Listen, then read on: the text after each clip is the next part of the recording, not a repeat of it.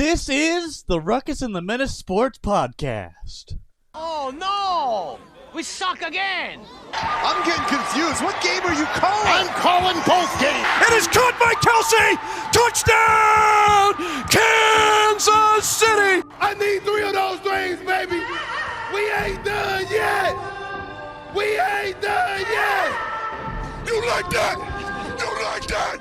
I like that. Before we begin episode number 129 of the Ruckus and the Menace Sports Podcast, we would like to have a moment of silence and reflection regarding the passing of Greg Gumbel, sports broadcaster, and former president, who was the first to bring a championship team to the White House in Jimmy Carter. Thank you very much. All right, ladies and gentlemen, welcome to the Ruckus and The Menace Sports Podcast. I am Ruckus, always calls him Ruckus. And I'm Spence the Menace. And this is episode number 129 of Ruckus and The Menace Sports Podcast. And today we're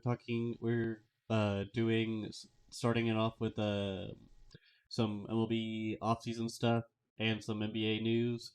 And Spence has a surprise for us for Christmas. Something special from this past weekend. And then we have our high heat. Sorry, go ahead. Yeah, and that is in lieu of the Eastwood segment. So, yes, you do not get your tumbleweed this week, but for a specific reason, because this is a little bit of a different episode. Yep. This is a year in review. Yep, continue. And then we have our high heat, which is the Week 17 NFL recap.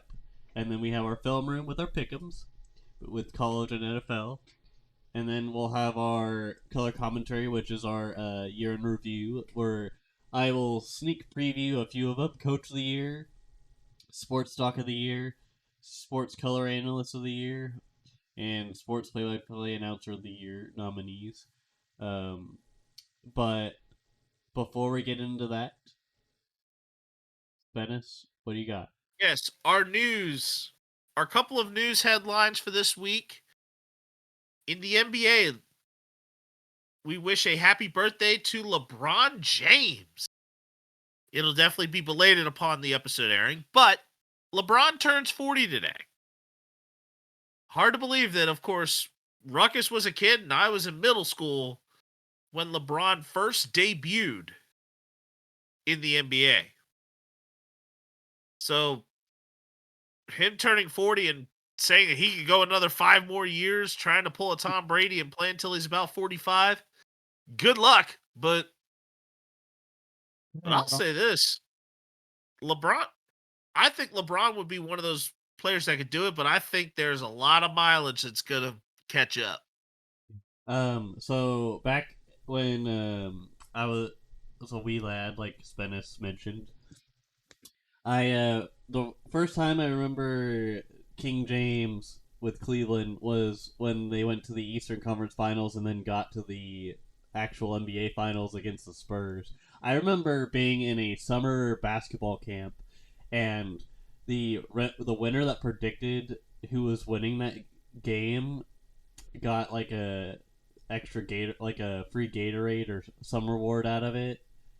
And then I think the loser had to run laps. I don't remember. It was a long time ago. But I just remember that nostalgia of LeBron and all that back in the day with the Cavs before he went to take his talents to South Beach. But in our Major League notables, Gleyber Torres will be a Detroit Tiger. Walker Buehler is coming to the Boston Red Sox, where the Red Sox will also have a potential of contemplating a 6-man rotation. But the main headline is a $210 million deal for Corbin Burnes to go to the desert and play at Chase Field for the Arizona Diamondbacks. This is very interesting as the Diamondbacks are pretty much right there. They're right there. They just need another ace to go with Zach Allen. And they got it. How did the Diamondbacks win the World Series last year? Or not last year, but in 2001, the last time? through really having a pair of aces Rick in Schilling and Randy Johnson. Randy Johnson. Yep. But though we just talked a little bit about basketball and baseball,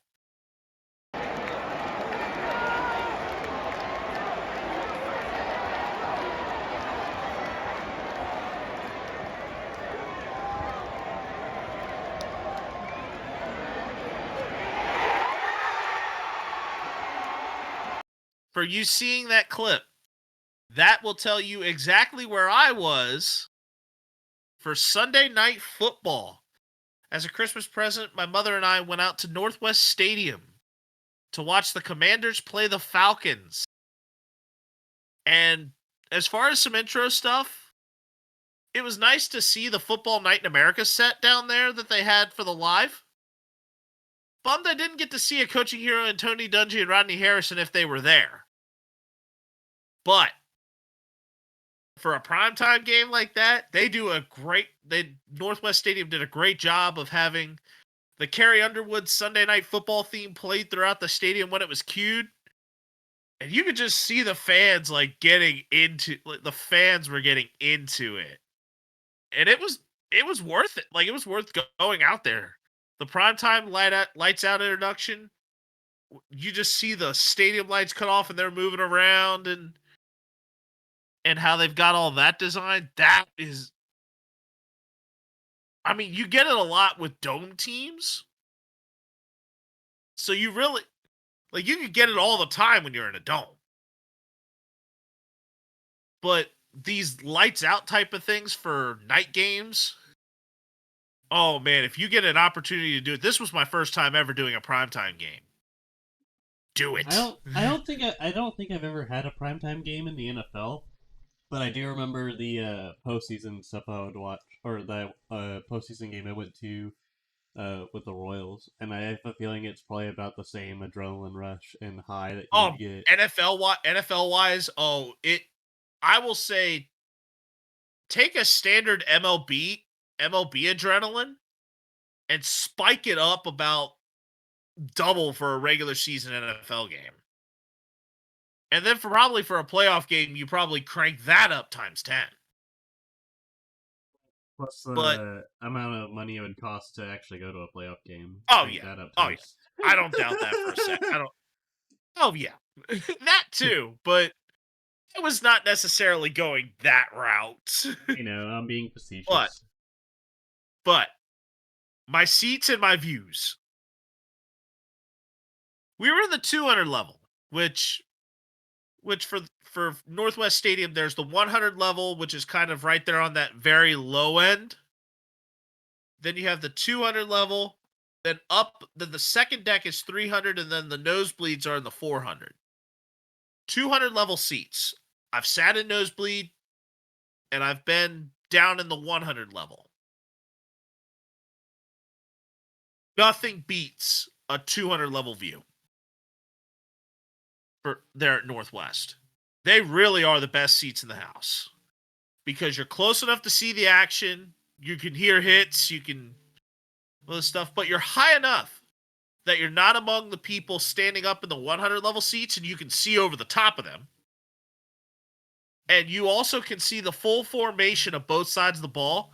So if you're a football head and you want to go to a game, think height-wise around that 200 level where you can actually see the entire field or have that good distance at around that 200 level.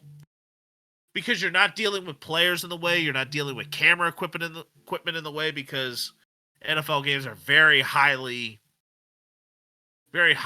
camera operated. The sky cams are nice and you see them on the cables and you can see all that and see how they get every single bit of footage that you want in a football game, that you see on TV in a football game. But at that 200 level, you can see everything formation wise.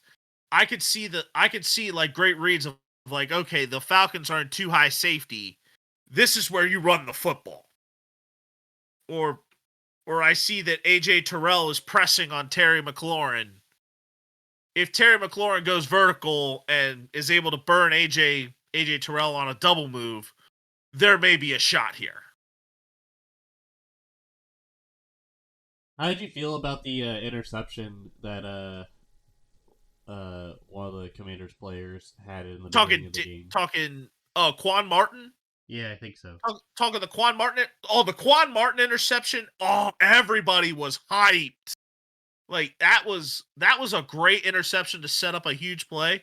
And Jaden Daniels' pick, I am ultimately going to say that was a bad read. Like it was a terrible read for Jaden Daniels to look in that direction. But I think at that point, Atlanta's defense was knowing how to get to the quarterback. Didn't happen as much in the second half. But the game itself, as far as any NFL game that I have attended ever, this is the best one. Had a back and forth. You're on the edge of your seat. It was a game that mattered, and it felt like it. Some notables. Bijan Robinson is legit. Like, and you just like you could see it on TV. Like seeing him move on TV is one thing. But if you're actually watching this guy on an eye test live and in the flesh, and see how he moves and makes jump stops, being able to make that jump stop and see the hole that he wants to go to, or get to the outside edge. Dude's good. Yep. And Atlanta spent well as far as that draft pick, and he's a good running back. Drake London tried to hurdle over Mike Sanders and got denied. And I saw that as up close and personal as I could get without the camera being there. Oh man, that was a view. And seeing Jaden Daniels, like when Jaden Daniels wants to throw a ball deep, it just looks even more effortless of how he can get the ball out there than it does on TV. Like, just to see how the ball, like, easily comes off his hand to be able to get the distance that he needs. Especially with a solid pocket there. It looks effortless. Jaden Daniels broke RG3's rookie rushing yards mark for quarterbacks. And he had a great game, too. The game went to overtime, and Jaden showed that this is, like, as soon as they won the toss and got the ball, it was like as if he had gone into a phone booth and turned into Superman. And then the clip you saw to intro this segment was actually from my seat. I zoomed in a little bit to kind of get a better view and not have as many people in there. So I gave a little bit of liberty there from my phone and zoomed in a little bit. It still had a very good quality, though, for the record. Oh so. Yeah, for what it was. Yeah, you're close enough that you get great quality out of it, and it's right there, and I'm parallel to it. Like, the only difficulty with it is that I wish I was maybe a little bit off angle to kind of see it there, and I didn't know what the celly was going to be like, especially because there was so much going on around me. But oh man, to actually see that catch, and Zach Ertz had a great game. Look, I will say this: I had no disdain for him when he was an Eagle, just because of the type of person that Zach Ertz is. Didn't he have a lot of injury troubles though too? That kind of sidelined him. There was an injury stretch. That. Oh yeah, and then Ertz was one of the ones they brought over because of Cliff Kingsbury coming in. Because Ertz was with Kingsbury in Arizona. Yep. But some other notable side notes that were fun. Brian Arakpo and Clinton Portis were both in the stadium. There were MVP chants for Jaden Daniels ringing out, especially late in the game. There were Terry chants in the stadium in the cadence like the old school Jerry. Yeah, I think I heard that from time to time on the broadcast. Yeah, that was legitimately a thing. And although Terry McLaurin was once, like, really only had one reception the entire game, it was not for a lack, because I knew that AJ, because somebody's like, I had fans around me complaining that Terry McLaurin's not getting the ball. I'm like, I'm not expecting Terry McLaurin to get the ball. Because although it would be nice for Terry McLaurin to get the ball, I know that AJ Terrell is a pretty darn good corner. He's not bad. He's not a shadow corner like a Surtain, a Sauce, or a Marshawn Lattimore. But Terrell is in that good one-on-one cover corner category.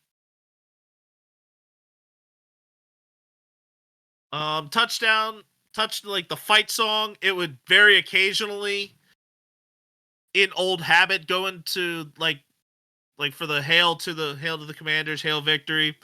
The third line would occasionally like slip into Braves on the Warpath from the old HTTR days. It stuck out. And it was such a thing to see. They actually had a happy birthday thing for Josh Harris as well in stadium. And and they actually put up the clinched graphic when we got in, and it was So the cam footage for the cornerback that proposed to his girlfriend too, or he actually positionally is a safety, and he's a special teamer. I did not see Revo's proposal on the field, like initially whenever I was at the stadium. I did not see that. I didn't find out about that until after I got home, but man, congratulations to Revo, Jeremy Reeves, and his fiance, especially because that's a big moment. That's a big moment, of course, in anybody's life. I know. kind of reminds me of when Perea proposed to his wife after they won the World Series. I was gonna say Ian Johnson after winning the Fiesta Bowl against Oklahoma, where he did that, and I think his girlfriend at the time was a Boise State cheerleader. Awkward. Yeah, well, I think they eventually got married as well and all that. Yeah. But now that we kind of got through my live experience of football, I'm actually going to start with that game. The Commanders defeated the Falcons 30-24 in overtime. And even though there would normally be a talk of a question here of the Commanders, the question here, honestly, is more on the Atlanta side of it. In that, did the Atlanta Falcons front office know something that most NFL fans, or even the filthy casuals of the NFL fans, did not catch on to when drafting Michael Penix Jr. in April? I feel like they kind of were researching a little bit, but I don't know if that was the first thing that came to mind for anyone as far as the fan base. I will say this. I think Atlanta... Do I believe that Atlanta could have waited for Michael Penix Jr. at that spot? Yes. I think Atlanta probably could have even traded down a little bit and had that there. They probably could have traded down a little bit. Maybe swap with Denver or something like that. And have it not really be a top 10 draft pick. However, Michael Penix Jr. has some moxie. And in actually getting to see him play live showed that I think there is potential for him as a quarterback. And I'm saying this just from being able to make the big throws when he needed to, get big timely plays. And it looks like Atlanta's kind of built around it a little bit. I think it'll show that I don't think Atlanta needs to readily draft a quarterback next year in April. Penix, I think, has done enough to say, I think I can eventually become this long-term starter. Maybe put another backup to mentor if Kirk Cousins is not going to be there. Yeah, there's rumors of him not being there, but I think he stays. Yeah. Well, that all depends on what kind of cap hit they want to get rid of. I think if Kirk Cousins becomes a free agent, it's not the worst thing in the world. But I also could think Kirk could contemplate retirement. I mean, that Achilles injuries are not easy to recover from. And I think that the Atlanta front office had to have known that when Kirk Cousins was signed. They had to have. And I know a lot of people roasted the Falcons for making this draft pick. But I didn't. I did not roast it. I said it was a reach. I said it was a reach for what they were trying to do. I think it was a bit extra for what they were trying to put out there, or try to yeah. But I think it's a Green Bay. It's not like Minnesota where, yeah, you have J.J. McCarthy waiting in the wings, but Sam Darnold has played such a great season that, honestly, if I were the Vikings, I would possibly look at extending him and maybe see how deep this maybe take the red pill and see how deep the rabbit hole goes with Sam Darnold for now. And then all the while you're still prepping J.J. McCarthy. Yeah. Because it's unlike, I think the Falcons knew they had a little bit of a risk there was at least a bit of risk going into Kirk Cousins entering Atlanta. That at the same time, Michael Penix Jr. coming in was not the worst decision that the Falcons could have made. Because this is the same thing that Green Bay does to an extent. Minus that with Green Bay, it's generally a long-term mainstay that they're wanting to get rid of sooner rather than later. Yeah. Give a little bit of time for the current to mentor the successor, and then the heir apparent eventually ship off the current and go to the heir apparent. It's it's almost like a Green Bay Packers type of move with a little bit of a twist. With a little bit of a wrinkle inside of it. Now that we've kind of gone from the end of the week, let's rewind. And let's start with the Christmas Day games. Christmas Day games really weren't all that good this year. Kansas City beat Pittsburgh. That was good, and that was the Kansas City one. Yeah. And then the Houston Texans just did not look ready. They only scored 2 points. As the Baltimore Ravens pushed themselves even closer to winning the AFC North. But the question involves just Christmas Day.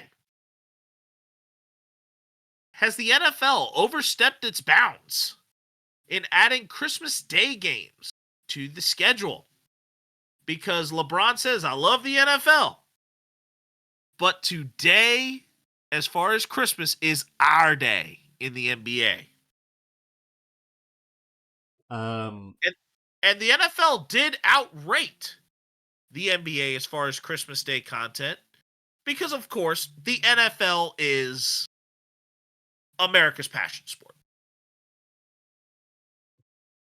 I personally feel like the NBA on Christmas, I feel like I very rarely have a thought to watch it when it comes to just in general. Like even when I was a big NBA fan, I didn't really care all that much to see the team on Christmas Day. It almost felt like watching like um something completely different. But with football, it I think it's good, but you just have to understand that the on any given Sunday or any given football game, that things can go sideways or not go the way you thought they were going to go, which is a testament to what Thursday Night Football has been for the past couple of years. It's also been a testament to these Christmas games like the Ravens and the uh, it was the Texas. Ravens Texans. Yeah, sorry. I Yeah. like that one wasn't like the greatest game to watch. You could also argue the same thing with the Cowboys, and I think it was like during the Thanksgiving. I think it was like mid afternoon when they had it. Yeah. I think it I was mean, Lions they Cowboys. they have Thanksgiving all day. Yeah, they have Thanksgiving all day. They have football is on football is on Thanksgiving all day. And I mean, granted, there was some college basketball as well on Thanksgiving. Don't get me wrong. Yeah. But yes, I think the NFL in being able to try and have some of this come along,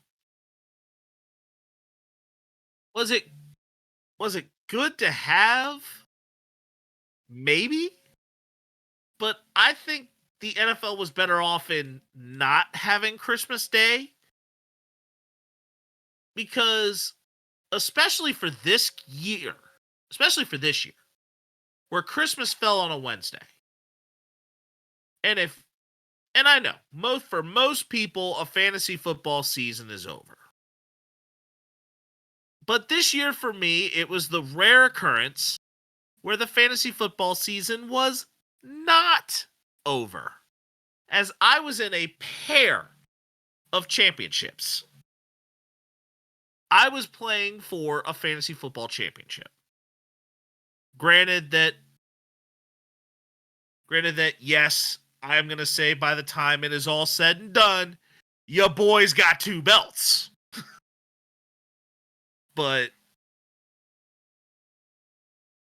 at the same time, I think it's a bit of an overstep just simply because I think that this was just a bad year for it because you had 4 teams playing 3 games in 11 days. That is not conducive for the NFL having sustainable and caring for player health and player safety. I do appreciate the concern for that too. As far as that, I didn't really put that into effect, but I think viewer wise, the Christmas games are good, but you gotta It's find a way almost to like balance the health of the players too. the NFL just did this a whole calendar year too early. Now, here's the reason why I say this. We're in a leap year in 2024. The next 3 years for Christmas Day are on a Thursday, a Friday, and a Saturday. And then Christmas on the leap year hits a Monday. I don't hate that side of it, especially because for all those Christmas Day games, they're going to be on the back end of the week. Where, honestly, the NFL, their best thing for football is you always want to deal with football on the back end of the week. Thursday, you may run into a little bit on Friday, Saturday, Sunday, and if you need to slip into a Monday, do so. Or if you must go into Tuesday like they did with COVID, the COVID year in 2020, have it be tacked on to the week that is in front of it instead of behind it. That's honestly how the NFL should structure this.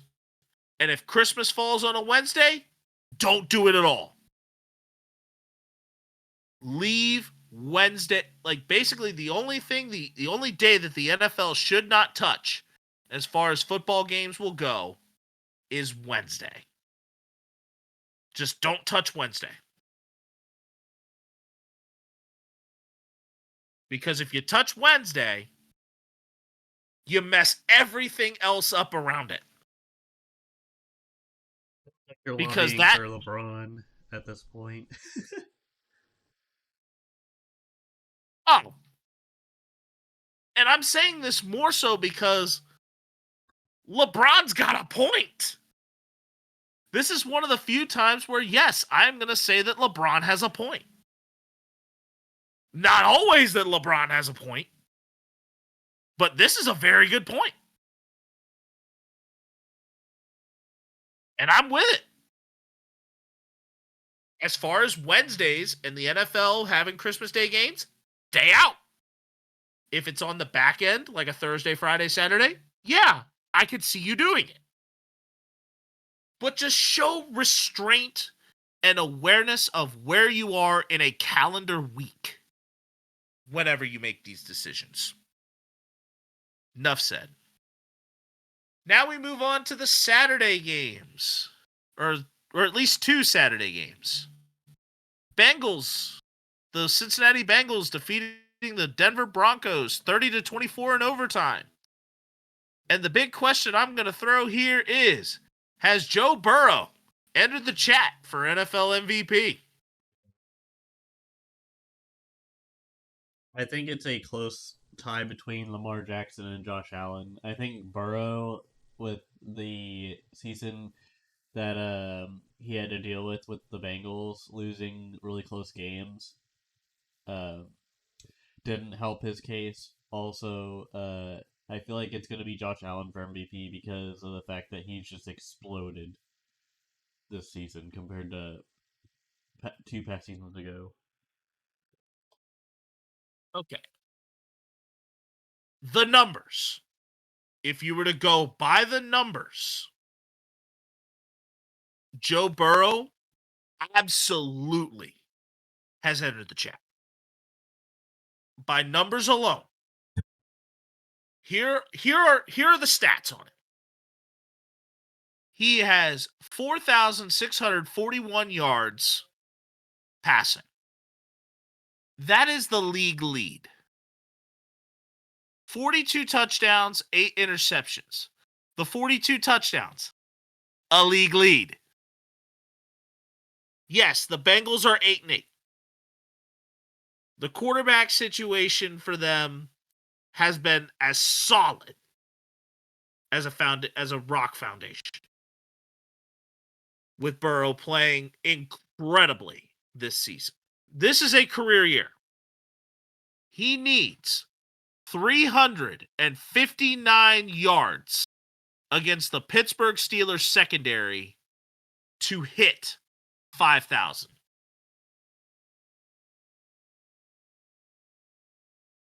That is all he needs.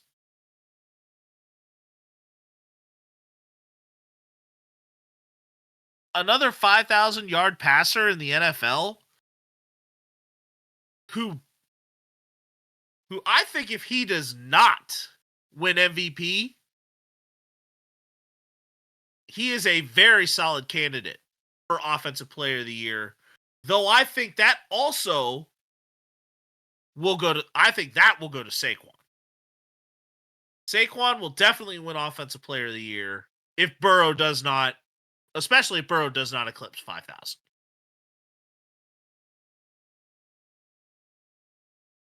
But Lamar Jackson, yeah, I can see why he's earned it. Josh Allen, I can understand how he's earned it. I think Joe Burrow has a legitimate case based on how he has played. And there's no denying it. He has a case.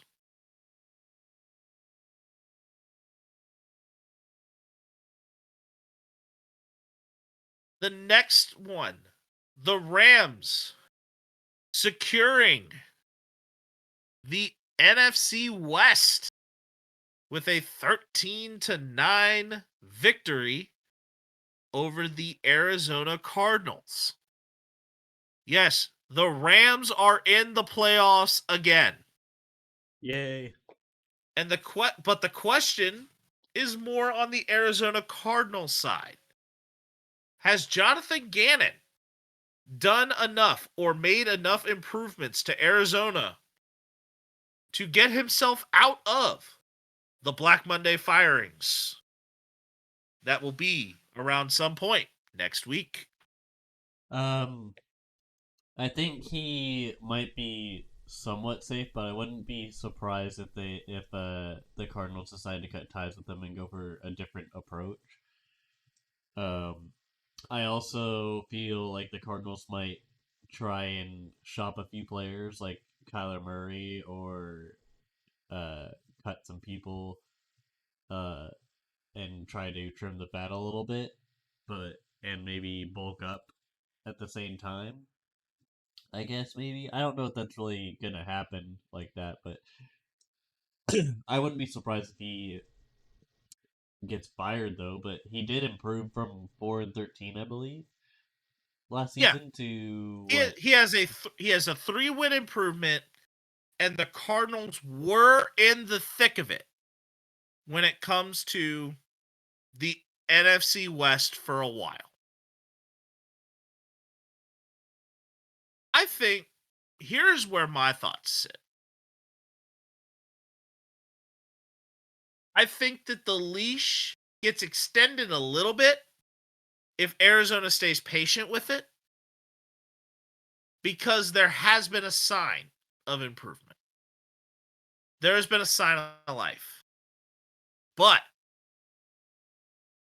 I think you give Gannon at least one more year to try and get the Cardinals over that hump and into the playoff conversation. If they don't get there, or if there's any slip in regression, give him his pink slip. I think that he has earned at least a year's reprieve. He's earned another year to try and get them on track. Defensively, the Cardinals have looked a little better defensively, especially with holding a Rams offense like that to 13. I think the worst that Jonathan Gannon may need is just a new offensive coordinator. Or an offensive coordinator that can kind of figure out a way to open it up a little bit more to try and get Marvin Harrison Jr. the ball.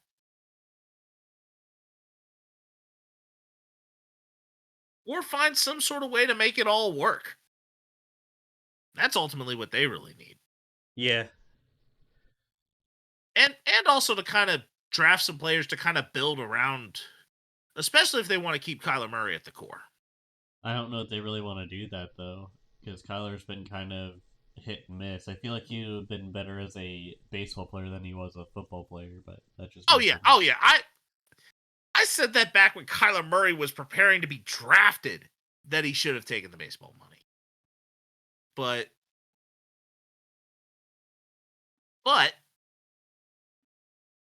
Arizona's not really going to be in the hunt for a top quarterback if there is one. They're not. They're a little too high. They're a little too good a record and a little too low on the draft board to really have that move. Now, the next question actually involves the draft and teams that are probably very well in that hunt for their quarterback of the future. The Raiders defeat the Saints, and the Giants defeat the Colts. Raiders win 25-10, and the Giants defeat the Colts 45-33. Have they fumbled the bag when it comes to having the first overall pick and their pick of the draft class to find really the QB of the future with their victories at this point? Because right now, had the season ended on this, The New England Patriots have the number 1 overall pick. But they are a team that does not need a quarterback. Because Drake May has shown, or is showing, that to an extent, he can be a potential quarterback of the future.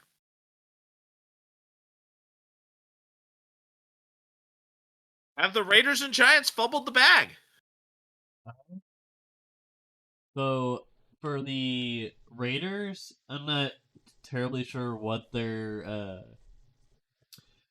mission is at this point in the future. They probably don't really have much of a future plan currently. I think right now they're just trying to see uh, what their strengths and weaknesses are for like auditions and whatnot for the team, because that's kind of what it's been like since Derek Carr left, and is still happening.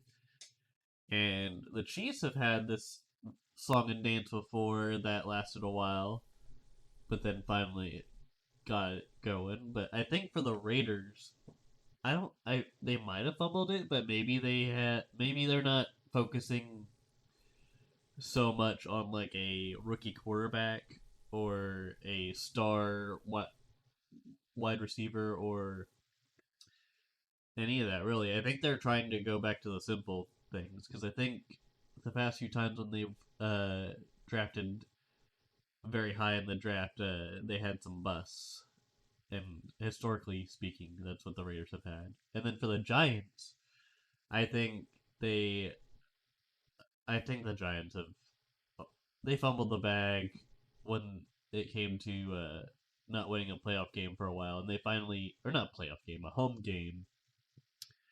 And wait, do they play at Lucas Oil? No, this game is at MetLife. Okay, the finally they won a game at MetLife. Thank God, because I think it was the Rangers that had won a game at MetLife before the Giants ever won a home game this season. You mean the Jets? Or the Jets? I'm talking Giants. The Jets, that's a whole nother dumpster fire for another day. But the Giants, they might have, but who knows, honestly. The Rangers are a hockey team. I know. I'm saying that the Giants in general, like, just weren't that great this season, and they hadn't won any home games, really. The last time a New York or New Jersey team won a game at MetLife, it was the Rangers, and that was a hockey team. That's why I put that that's why it's relevant. But anyways, I think the Giants already fumbled the bag even before we started talking about this, but the Raiders, I don't really know what they're doing, honestly. Here's the bright side of this whole thing. The New England Patriots, with the first overall pick, I don't see them looking quarterback. I really don't. Does his last name start with Hunter? Honestly, no. I do not believe that it will be Travis Hunter either. I don't know completely who else it will be, but I don't think it'll be Travis Hunter, because Travis Hunter is going to be a defensive back. He is going to be a defensive back in the NFL that may occasionally switch over and play receiver. He is a DB, not a receiver. But I think that New England, I think the few spots that I think they definitely should look for, I am going to say a potential lineman on either side. Maybe if there's a top tier linebacker, of which Travis Hunter is definitely not. Travis Hunter's definitely not a linebacker. He's a defensive back. But, I mean, he'd be a good complement to Christian Gonzalez on the opposite side. Especially if he doesn't get burnt like toast. Yeah. But I am going to throw out there that I don't think the bag is completely fumbled as far as the Giants and Raiders looking into top quarterbacks. I think the real person who's probably fumbled the bag and potentially being a top pick is probably Shador Sanders. I do not believe that Shador Sanders will be a top 10 draft pick. Yeah, no. He Especially all will the drama not. that he has. Oh yeah. I don't think the Raiders or Giants should even consider it.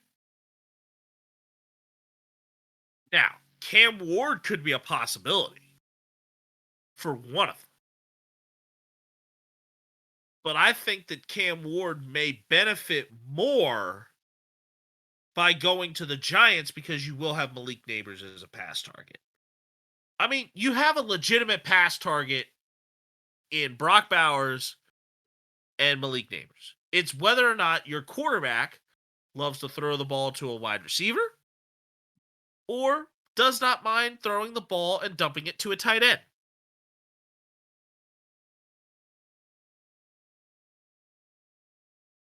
And this is where I think it's going to come down to, and I don't foresee very many quarterbacks. I don't think this is a quarterback heavy draft year when it comes to prospects. Yeah, I don't see it like that either. Last year it was rich. This year not so much. Sure, the quarterback prospects are not so much.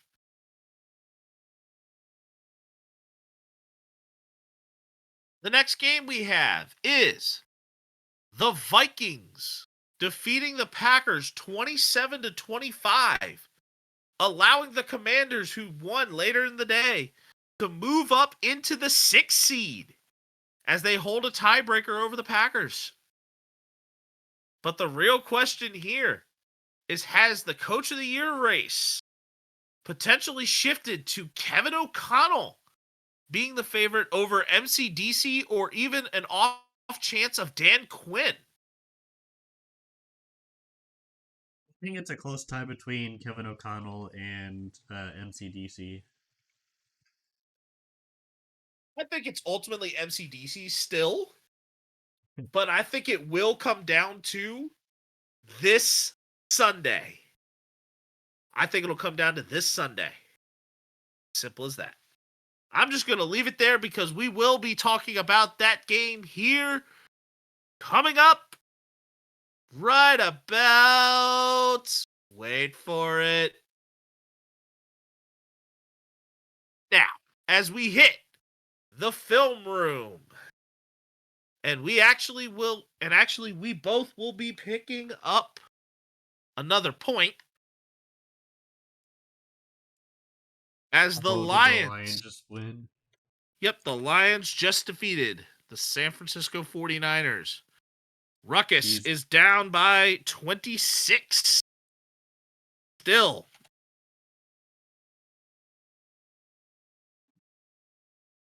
And before we even get to our main event game, we'll have a few of them, or we'll have a couple of them. We are going to start with college football as the bowl games are still going on. The first game that we will have is Alabama and Michigan. I am picking the Wolverines. You are going with Hail to the Victors. Yep. And this is in the ReliaQuest Bowl. And I am taking Roll Tide. Give me Alabama in this one. The next game we have is the Sun Bowl. the Tony the Tiger Sun Bowl. And it's supposed to be a great one, as it is Louisville taking on Washington.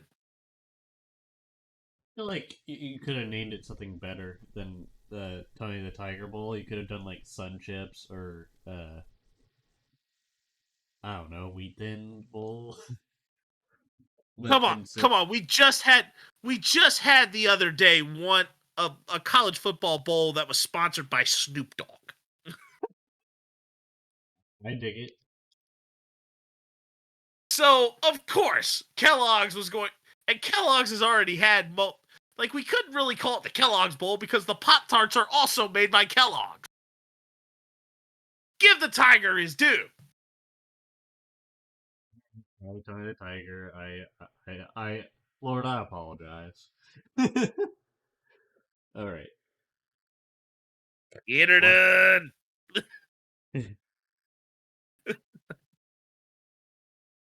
All right. I'm going with Louisville. I'm going Washington just because I think Washington will probably beat Louisville, but we'll see. The next game we will have is the Kinder's Texas Bowl, as it is Baylor versus LSU. I'm picking LSU because go Tigers. Yeah, yep. I also am taking LSU here. And now we get into the main event games. The Alabama-Michigan one was 2 points. All the rest of those were... Oh, wait, hold up. We got one more here. Duke versus Ole Miss. I am going with Ole Miss. Hotty toddy. Ole Miss.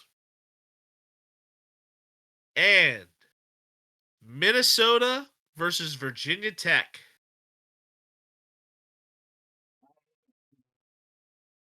Virginia Tech. As much as I wanted to do the whole hokey chokey again, I am taking Virginia Tech. And now to our main event games, the college football playoff quarterfinals. And they are starting with the Verbo Fiesta Bowl. It will be the Penn State Nittany Lions taking on the Boise State Broncos. Boise State. I'm taking Penn State here. I do not believe that Boise State has played against a big name Power 4 school like Penn State and done well. Their only loss was to none other than the number 1 seed in this tournament, and that is Oregon. Granted, they lost to Oregon by 3. But I am taking the Penn State Nittany Lions here. Because I think Penn State they've had tougher competition to play all year.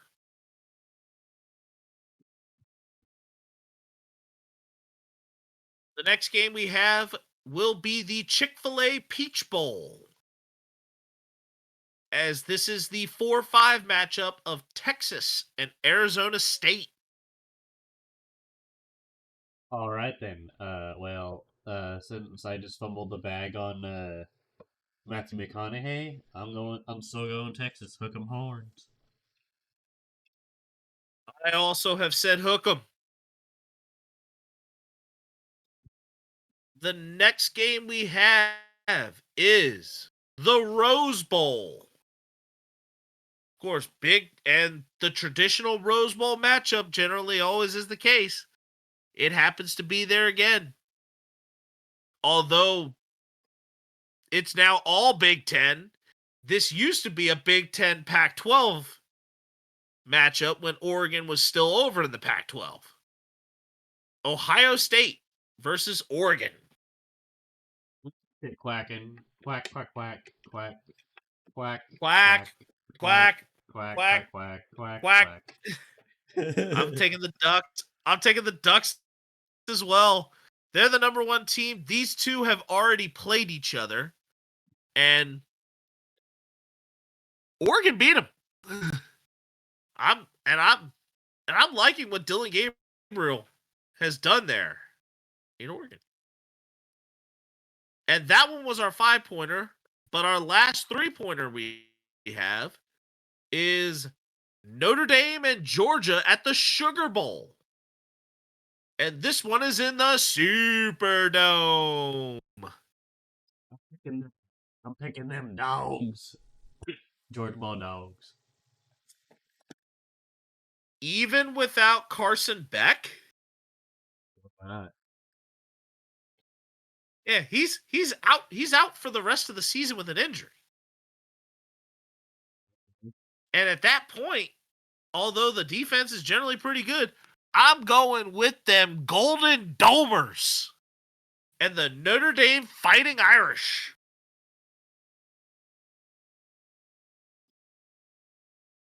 And last but not least, the NFL matchups, the regular season finales. The only game I did not put in this for important matchups, especially because there's potential tiebreakers involved, it was the Green Bay Packers and Chicago Bears. We will not be picking that game. But the first game we have is on the Saturday slate. Actually, the first two, as it is the AFC North. For 1 point, Browns Ravens. I think we know where this is going. Yeah, I'm picking the Ravens. Yeah, the Ravens will secure the AFC North before Pittsburgh even gets a shot. And then the second game for 2 points is the Steelers and the Bengals. Can the Bengals beat Pittsburgh to keep their chances at a playoff spot alive? I think if the Bengals play with not as as long as they play mistake-free football, which I feel like that's mistakes are gonna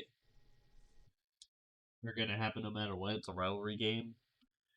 I still think the Bengals have a better shot than the Steelers do, even though the Steelers' defense is kind of beat up right now. It is near the end of the season. Everyone's gonna be beat up, but I think the Bengals are going to beat the Steelers, so I'm picking the Bengals. I've got a question for you here with this, Ruckus. Have you considered my friend Mo? Momentum? Right now, the momentum is in favor of the Cincinnati Bengals, as they are the team that is getting hot at the right time. And they're going to be scary. And I don't think Pittsburgh, especially with how banged up that pass rush is, I am taking the Bengals here in a very odd situation that they will finish 9-8. And I think they keep a chance at it. But their fate may get sealed in another matchup. The next matchup here, I only put it for 1 point. And the question is, can the Commanders retain the 6th seed as they take on the Cowboys in Jerry World? I think it's theirs to lose. You taking the Commanders here? Yes, sir. George Kittle, you have said it best. No way am I picking Dallas here. We want Dallas. And we are going to beat Dallas, especially because CeeDee Lamb is shut down. Left hand up, Commanders who have already made the playoffs and have done what they need to do I think we still try and keep the 6th seed intact. If we fall to the 7, we're likely going to be getting Philly. So I'd almost take our chances in playing the Rams. I'm taking the Commanders. And now these next 2 games are 2 points because they are NFC South thrillers that make sense for the race. And the question is, Carolina, Atlanta. Can Atlanta keep themselves in the hunt? I think they have a good shot against the Panthers, so I'm taking the Falcons. I'm going to say this. Carolina has been playing, compared to where they were at the beginning of the season and where they are at now, Bryce Young has been night and day. It's night and day. But I think it's Atlanta's to win. I think Atlanta has more urgency going into it. I'm taking the Falcons here. But will it have to resort to tiebreakers for another 2 points? Bucks Saints. Picking the Bucks. I think the Bucks will secure the NFC South spot and beat the New Orleans Saints. Eagles Giants. Honestly, I think the real question here is, will Saquon Barkley pass Eric Dickerson? I think he's about 102 yards away. I think he's short of that, but we'll just have to see what happens against the Giants if they. I think it all depends on if Nick Sirianni really wants him to go. I think it all depends on if Saquon really shows like they really want to have a major drive for him to go for it. Yeah, I don't know if they want to push that with his health. That all depends. But who wins the game? I think the Eagles will beat the Giants pretty single-handedly. Yeah, I think the Eagles will take care of business. It all depends on how many they sit, but ultimately it's really because the Detroit Lions won this game against the 49ers. The Eagles can't have home field advantage. I think they're locked in at where they are. I don't think they can advance any higher. Chiefs, Broncos, 2 points. The question is, will Denver keep Cincinnati out? I think, if anything, the Chiefs squeak by, but I wouldn't be surprised if the Chiefs lose versus the Broncos, but there is no way in hell I'm not picking the Chiefs for this one. I got the Chiefs. I think the Broncos are in the middle of a chip shove. They are all in. They are going to go for broke in this matchup. And by the way, this matchup is also in Mile High. So where's my head at with it? I am taking I am actually going to predict the Broncos here. Why? I think the Chiefs have, yes, and I'm not trying to be personal in saying this here. The Chiefs currently right now have absolutely nothing else to play for right now. So They're not playing. So that's why. They're not playing for home field. They're not playing for. They have nothing else to gain. There's absolutely nothing else to gain. The Broncos have a lot to lose and absolutely everything to gain, as they are ahead of schedule in a rebuild. And they could be one of the teams that may be sitting on that outside looking in unless certain things happen. I'm picking Denver just because they are in a position of a whole lot to lose, but absolutely everything to gain. Positionally. And last but not least, I was going to make this a 4-pointer, but because of the degree of what is on the line, NFC North and home field advantage are on the line here for 5 points. Vikings, Lions, and this one is at Ford Field.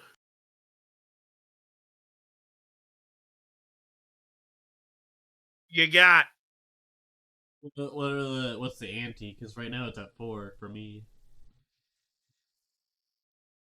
Is the it 6? Or is that 4? oh, I moved it up to 5. Oh, I Oh. just moved it up to 5. I just moved it up to 5 on mine. Regardless, I'm picking the Lions because I think the Lions are more hungry than the Vikings when it comes to their work ethic. So that's where I'm headed on that. Lions, baby, MCDC. I love what Kevin O'Connell is doing. The Lions may be a little more banged up, but I think that still, even with this, the Lions have shown that they will continue to be dominant. I am going to take the Lions on the sake that home field is a thing. Both of these teams are going to be going all out. And this game is going to be an absolute watch. This one is must-see TV when it comes to football. Is I'm it a taking the Sunday night Lions. game? Yeah, this is the primetime game. Okay, cool. Oh yeah, it's a primetime game. It's nationally televised, baby. All right. And with that said, we now will move on to the R&M 2024 awards. And we are actually going to start from bottom to top, but also on the same point, our 4 major awards will be done last. That is American Male Athlete of the Year, International Male Athlete of the Year, Female Athlete of the Year, and Coach of the Year. We'll do everything else first here, Ruckus. And the first one that I will say, we are going to say our winners for our favorite solo content for each of us to make this year. Your winner was? I have Mr. Pizza Delivers, episode 4 of the Super Bear Run, where Matthew Stafford and the Rams come to Soldier Field to play against my Chicago Bears. And Matthew Stafford, the reference is he was on the Little Caesars commercials, and I was making some jabs at him, throwing picks to my corners and defensemen, and it was a good time. So that would be my content of the year is Mr. Pizza Delivers. Check it out, by the way, if you haven't. So Minus that I have a bunch of unreleased content at the moment that will not count until the 2025 calendar year. I have 2 particular episodes that matter here. Some special honorable mentions, of course, would have been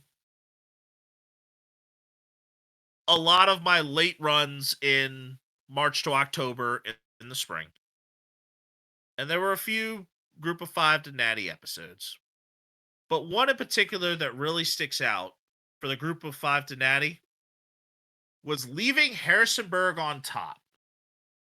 That was my national championship game with James Madison going up against Georgia.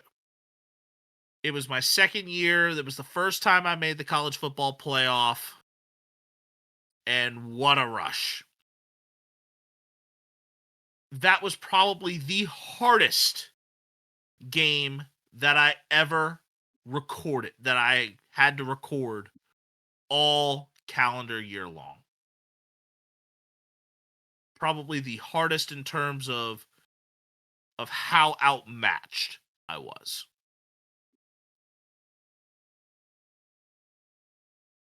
But my new era and old DC winner was the punt that I called it the punt that saved the perfect season, but I really wanted to call it the punt that saved Christmas. As New Era and Old DC episode 15, a Commanders versus Eagles matchup. There's another Commanders versus Eagles matchup that you will see in January that I think is gonna is a lot more dominant. But the punt that saved Christmas, I had it down to Tress Way coffin cornering a ball at the 1, or it was like inside the 5. And I actually staved off a potential game-tying drive from Jalen Hurts to take the victory. Another one where, honestly, a lot of my good episodes that I put for my favorite solo content were probably a lot of sweat fests. Because I've excelled enough and been blessed with some ability to kind of put myself in positions where I don't have to sweat. But there are some times where I make boneheaded plays that force me to have to sweat. Yeah, I made many a boneheaded plays in my Super Bear run that you'll find to come true later Yeah. in the episodes. But yeah, Yep. I really. But yes, it's not often that and in Madden football games, coffin quarter punting is hard. It is extremely hard. But in the one instance where I was able to do it, dag nabbit, I did it.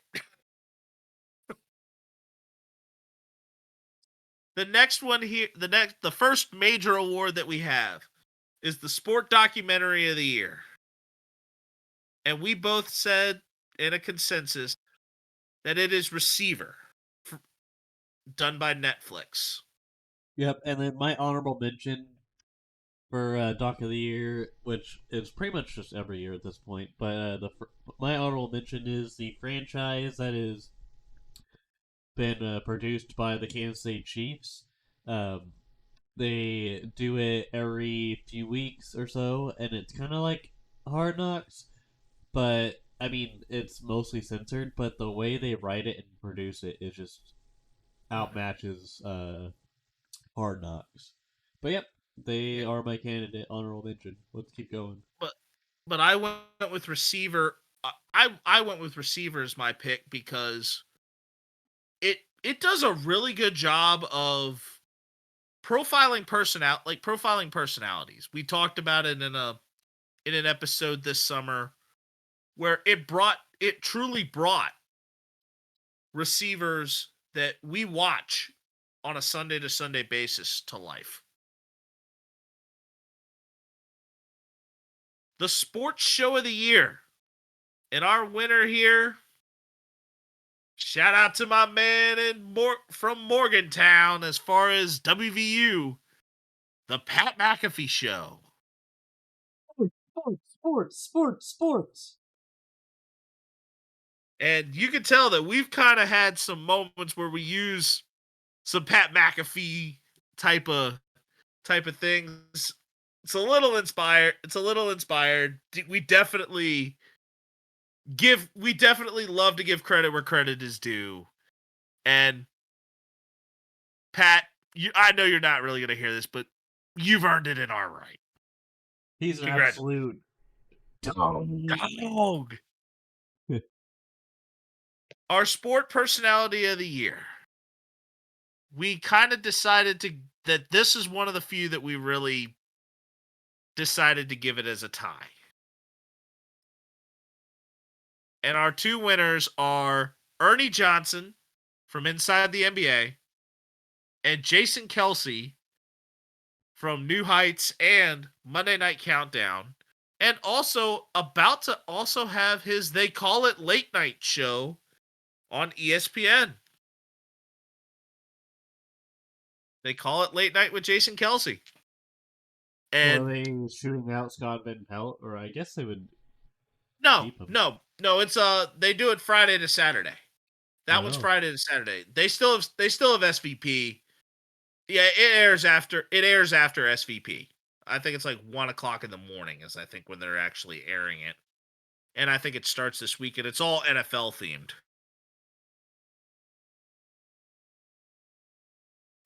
But Jason he has become the incredible sport personality that he is. I mean, only recently retired,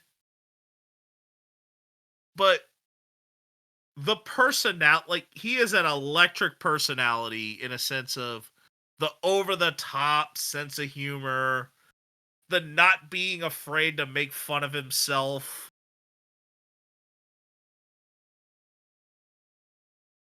And there's no denying that Kylie is a perfect fit for him. And in such the entertainment value that Jason Kelsey is added with bringing Kylie into the fold of the different things that he has done.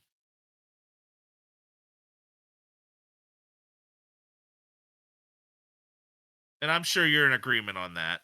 Yeah, I do agree with that wholeheartedly. Yeah. All right, our next award, the Sports Color Analyst of the Year. And our winner is Greg Olson from Fox. I have always told my mother that I love hearing football. He not only brings football in a way that an enfranchised football fan can understand him, but he also tries to find ways to be able to explain such an advanced concept of football to someone who may not be as enfranchised. And I would say probably, I don't know where, I know you may be more diehard toward the Chiefs, but as far as like knowing the ins and outs of football, I'm not too sure how enfranchised with that you may be. But Yeah. Greg Olson, he's always done a great job of being able to explain that nugget.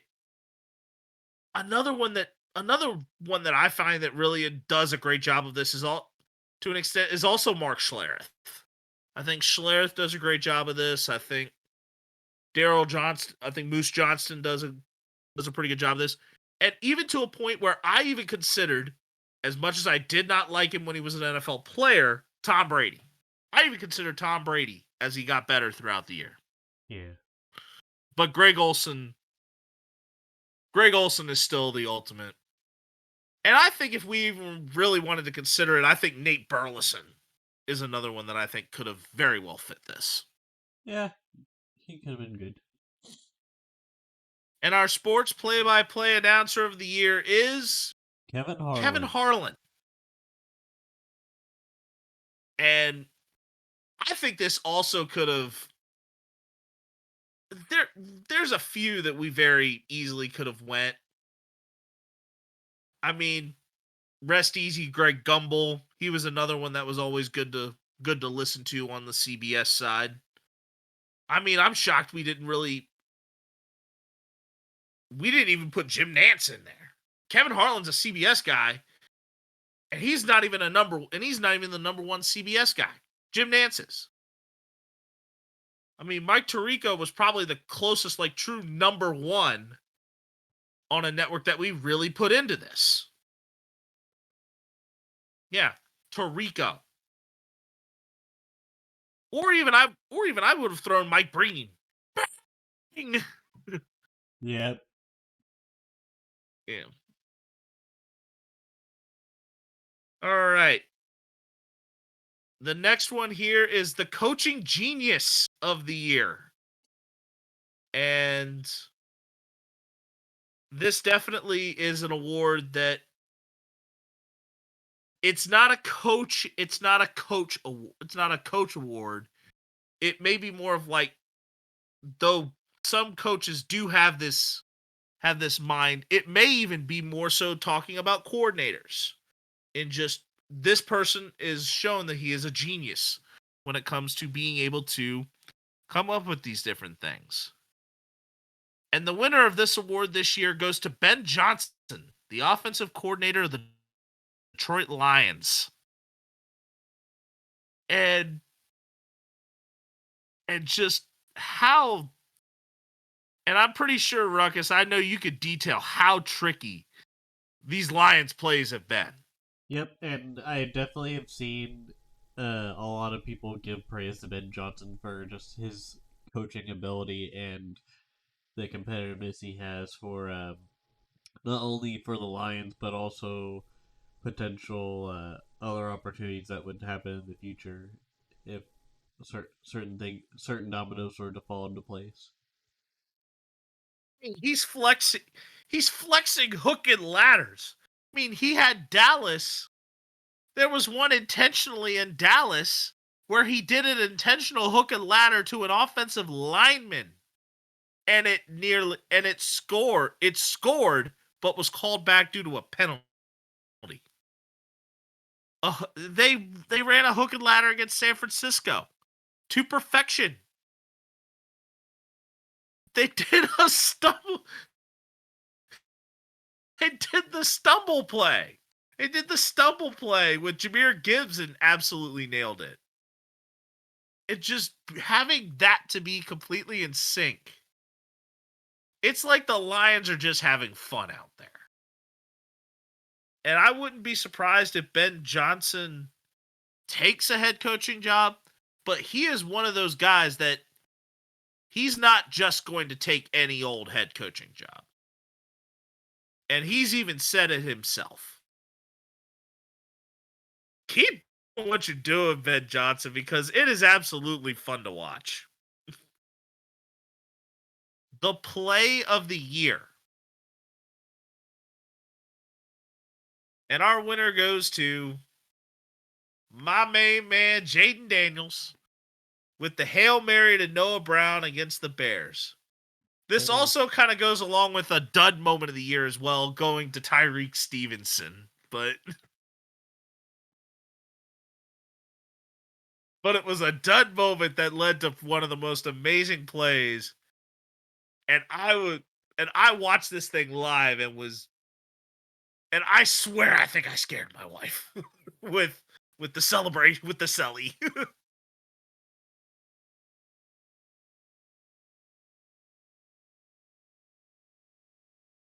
Yeah, your thoughts on that one? I thought it was crazy, for the most part, and didn't see that coming. And yeah, what an ending to that, to be honest. But I got Yep. nothing else, to be honest. All right. And our kicker of the year. I'm sure we probably had a couple of other kickers in mind. We had Austin Seibert. I mean, Harrison Butker for different reasons. But our winner, because of this going throughout the entire calendar year of 2024, is none other than Detroit Lions kicker, who was formerly of the UFL's Michigan Panthers, Jake Bates. Yes, we named him as a stud throughout the earlier portion of the year when he was kicking the ball at Michigan and Michigan with the Panthers. And he turned that into an NFL contract, and now he's a prominent kicker for Detroit. I mean, let's be honest here. I think he earns the praise because of the fact that he came in as like a sleeper for many people as far as him being a kicker. Like no one knew this guy until this year. Like if you had your pick between Butker, Justin Tucker, Jake Bates, or Will Lutz, you probably would have taken Justin Tucker all the way because he's known for being well, but this year Oh, he hasn't been good. Butker's well known too. Yeah, but Butker's got like weird voodoo kind of magic that sometimes doesn't go his way. But I feel like when it comes to consistency, I think I would pick Jake Bates over Justin Tucker, but I would still pick Oh, Butker as my main number one. oh, Justin Tucker has not had. Justin Tucker has had a severe down year, and you can tell that this year has been very much a down year for Tucker. Yeah. So,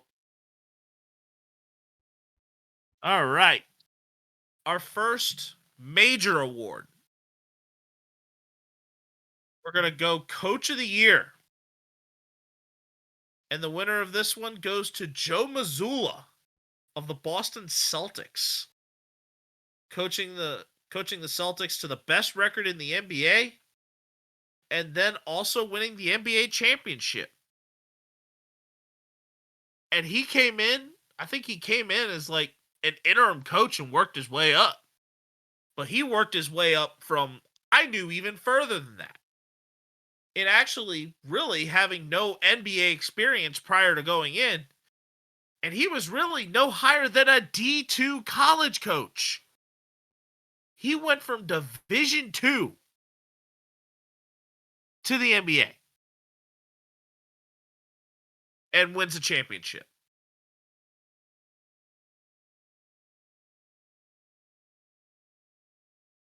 That's Mazzulla for you.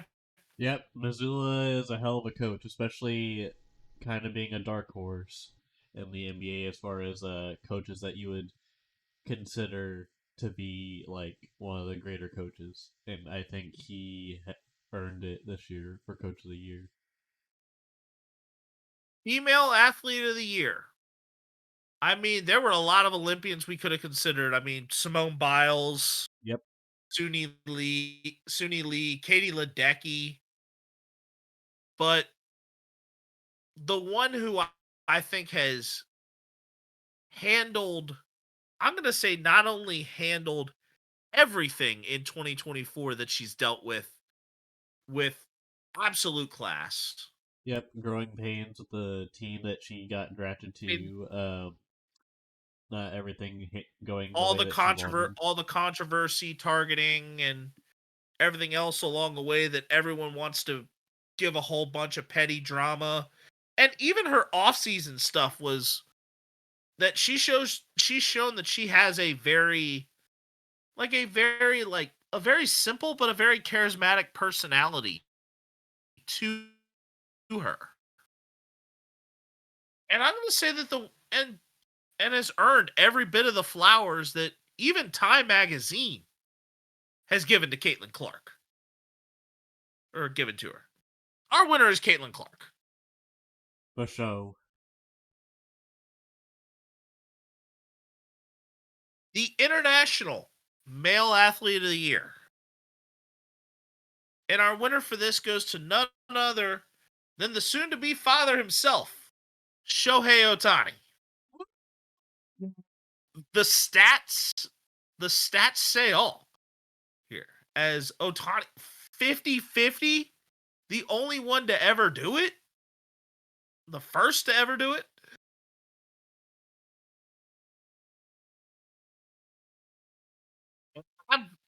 From what I can tell, he is absolutely like a humble guy too. Like he looks like that personable, humble type of person. And the dude overall is he's a freak of nature when it comes to being able to hit, throw, run.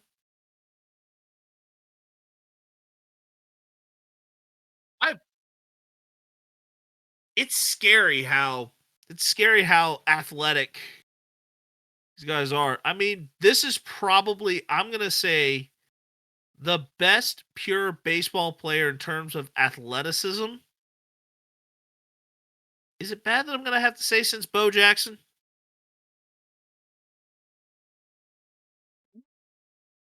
I think you're onto something there.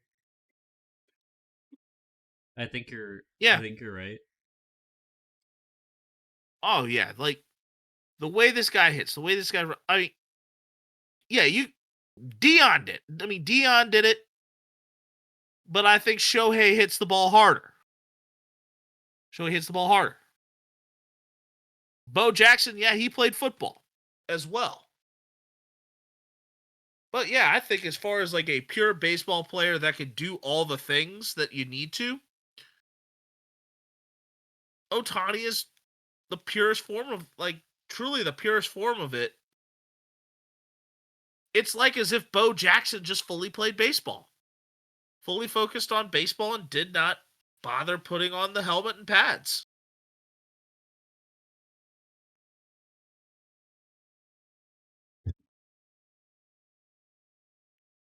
And yes, we all know and saw the Peter Griffin Family Guy portion and talking about Bo Jackson being a cheat code in Tecmo Bowl. We all know it. All right.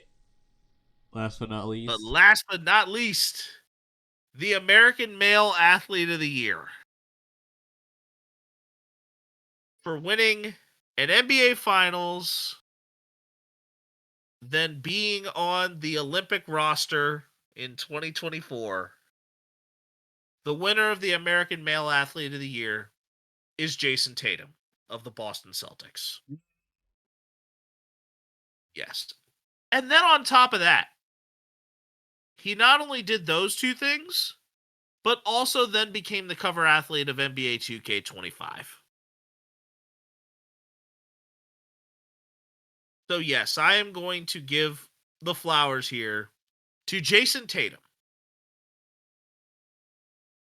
We also did, for the Americans, also consider Bobby Witt Jr. I'm sure we had Josh Allen in thought. I'm sure we had a whole bunch of athletes we could have chosen. We could have even chosen Aaron Judge. Yeah. Honestly, But yes, screw Aaron Judge. or even Freddie Freeman. Yeah, he would have been a more friendly pick, especially for how he played in the World Series. I loved Freddie Freeman when he was in Atlanta. Like, an absolute class act. Just the, like, he is one of those people that if I ever had the opportunity to meet him, it would be an amazing experience, just because you can tell he is that absolute humble, very kind guy. And you could tell the money didn't change him.